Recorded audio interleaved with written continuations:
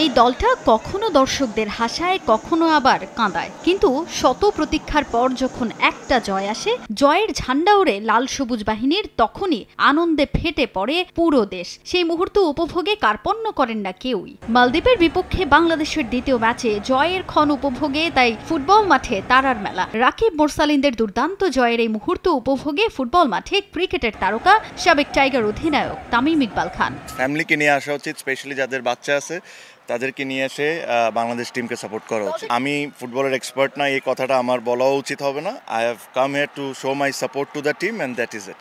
পারিবারিকভাবে স্পোর্টসের সঙ্গে সম্পৃক্ততাই যে তামিমকে ফুটবল মাঠে টেনে এনেছে তা অকপটেই জানান তিনি। ফুটবলের এমন জয়ে উচ্ছ্বসিত তামিম, আর দর্শকদের স্বতঃস্ফূর্ত উপস্থিতিতে খুশি তিনি। সঙ্গে দেশের ফুটবল সমর্থকদের নিরাশ না হয়ে মাঠে এসে খেলা দেখার আহ্বান জানালেন তামিম ইকবাল। বাংলাদেশের খেলা দেখতে পেরে I am very happy. Actually আমার জন্য এটা প্রথমবার। আমার ছেলে আসছে, who is 9 year old. He has come to this stadium couple of times.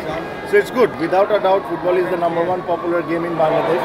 Yes, cricket has a lot of love, but পপুলারিটির দিক থেকে football is way ahead. Cricket যখন হবে, ফুটবলাররা এসে আমাদেরকে হেল্প করবে বা সাপোর্ট করবে।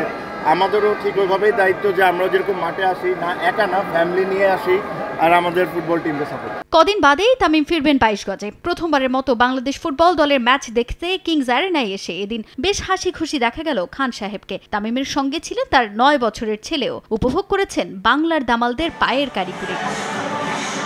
বাংলাদেশের এমন জয় সামনের দিনেও ফুটবলের ভালো কিছুর ইঙ্গিত দেয় বলে মন্তব্য করেন তামিম। তাজিন খন্দকার, সময় সংবাদ, ঢাকা।